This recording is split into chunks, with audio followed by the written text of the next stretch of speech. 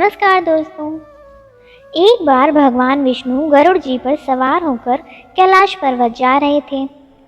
रास्ते में गरुड़ जी ने देखा कि एक ही दरवाजे पर दो बारातें ठहरी थी। मामला उनके समझ में नहीं आया। फिर क्या था, पूछ बैठे प्रभु को। गरुड़ जी बोले, प्रभु ये कैसी अनोखी बात है कि विवाह के लिए कन्या एक और दो बारातें आई हैं। मेरी तो समझ में कुछ नहीं आ रहा है। प्रभु बोले, हाँ, एक ही कन्या से विवाह के लिए दो अलग अलग जगह से बारातें आई हैं। एक बारात पिता द्वारा पसंद किए गए लड़के की है, दूसरी माता द्वारा पसंद किए गए लड़के की है। यह सुनकर गरुड़ जी बोले, आखिर विवाह किसके साथ होगा? प्रभु बोले, जिसे माता ने पसंद किया है और बुलाया है उसी के साथ कन्या का विवाह होगा। भगवान की बातें सुनकर गरुड़ जी चुप हो गए और भगवान को कैलाश पर पहुंचाकर कौतूहलवश पुनः उसी जगह पर आ गए जहां दोनों बारातें ठहरी थी। गरुड़ जी ने मन में विचार किया कि यदि मैं माता के बुलाए गए वर को यहाँ से हटा दूं तो कैसे विवाह संभव होगा।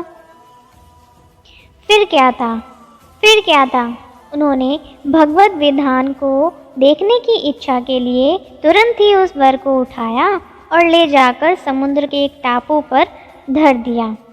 ऐसा कर गरुड़ जी थोड़ी देर के लिए ठहरे भी नहीं थे कि उनके मन में अचानक विचार दौड़ा कि मैं तो इस लड़के को यहाँ उठा लाया हूँ, पर यहाँ तो खाने पीने की कोई व्यवस्था नहीं है।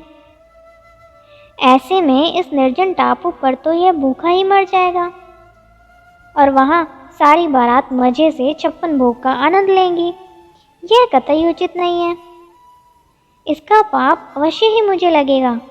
मुझे इसके लिए भी खाने का कुछ इंतजाम तो करना ही चाहिए। यदि विधि का विधान देखना है तो थोड़ा परिश्रम तो मुझे करना ही पड़ेगा। और ऐसा विचार कर वे वापस उसी स्थान पर फिर से आ गए। इधर कन्या के घर पर स्थिति यह थी कि वर के लापता हो जाने से कन्या की माता को बड़ी निराशा हो रही थी, परंतु अब भी वह अपने हठ पर अडिग थी।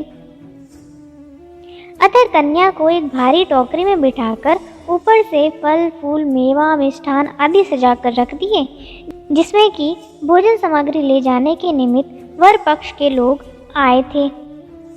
माता द्वारा उसी टोकरी में कन्या को छिपाकर भेजने के पीछे उसकी ये मंशा थी कि वर पक्ष के लोग कन्या को अपने घर ले जाकर वर को खोजकर उन दोनों का ब्याह करा देंगे। माता ने अपना यह भाव किसी तरह होने वाले समधी को सूचित भी कर दिया।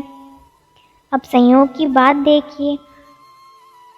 आंगन में रखी उसी टोकरी को जिसमें कन्या की माता ने विविध फल मेवा मिष्ठान आदि से भरकर कन्या को छिपाया था, गरुड़ जी ने उसे भरा देकर उठाया और ले उड़े। उस टोकरी को ले जाकर गरुड़ जी ने उसी निर्जन टापू पर जहाँ पहले से ही वर को उठा ले जाकर उन्होंने रखा था, वर के सामने रख दिया। इधर भूख के मारे व्याकुल हो रहे वर ने ज्यों ही अपने सामने भोज्य सामग्रियों से भरी टोकरी को देखा तो बाज की तरह उस पर झपटा। उसने टोकरी से जैसे ही खाने के लिए फल आदि निकालना शुरू किया तो देखा कि उसमें 16 श्रृंगार किए वह युवती बैठी है जिससे कि उसका विवाह होना था। गरुड़ जी यह सब देखकर दंग रह गए। उन्हें निश्चय हो गया कि हरि इच्छा बलवान। फिर तो शुभ मुहूर्त विचार कर स्वयं गरुड़ जी ने ही पुरोहिताई का कर्तव्य निभाया।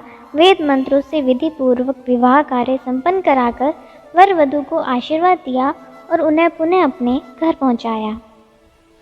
तत्पश्चात प्रभु के पास आकर सारा वृत्तांत निवेदन किए और प्रभु पर अधिकार समझकर झुंझलाकर बोले, प्रभु आपने अच्छी लीला करी, सारा ब्याह कार्य हम ही से करवा लिया। भगवान गरुड़ जी की बातों को सुनकर मंद मंद मुस्कुरा रहे थे। एक बार की बात है, भगवान विष्णु गरुड़ पर बैठकर कैलाश पर्वत पर गए। द्वार पर गरुड़ को छोड़कर खुद शिवजी से मिलने अंदर चले गए।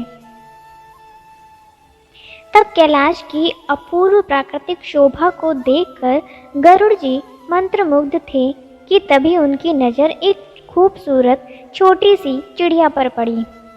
चिड़िया कुछ इतनी सुंदर थी कि गरुड़ जी के सारे विचार उसकी तरफ आकर्षित होने लगे।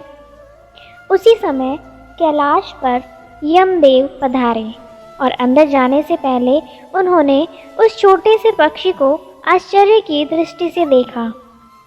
गरुड़ जी समझ गए कि उस चिड़िया का अंत निकट है और यमदेव कैलाश से निकलते ही उसे अपने साथ यमलोक ले जाएंगे। गरुड़ जी को दया आ गई। इतनी छोटी और सुंदर चिड़िया को मरता हुआ नहीं देख सकते थे।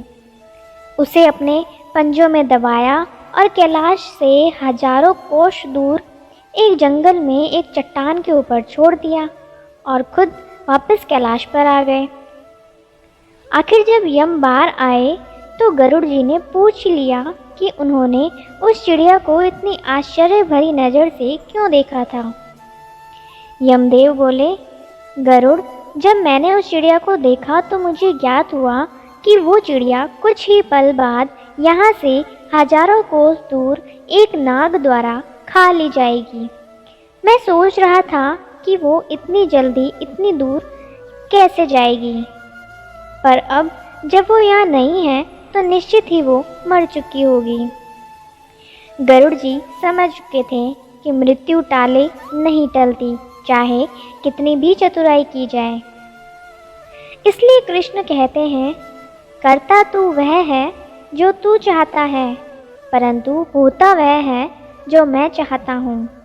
कर तू वह जो मैं चाहता हूँ, फिर होगा वो जो तू चाहेगा। कहानी अच्छी लगी तो लाइक बटन को दबाना ना भूलें। आपके साथ और सहयोग के लिए मैं आप सभी का दिल से धन्यवाद करती हूँ। फिर मिलेंगे दोस्तों एक नई कहानी के साथ। तब तक के लिए हंसते रहें, मुस्कुराते रहें, अपना ख्याल रखें और इसी तरह हमारे साथ जुड़े रहें।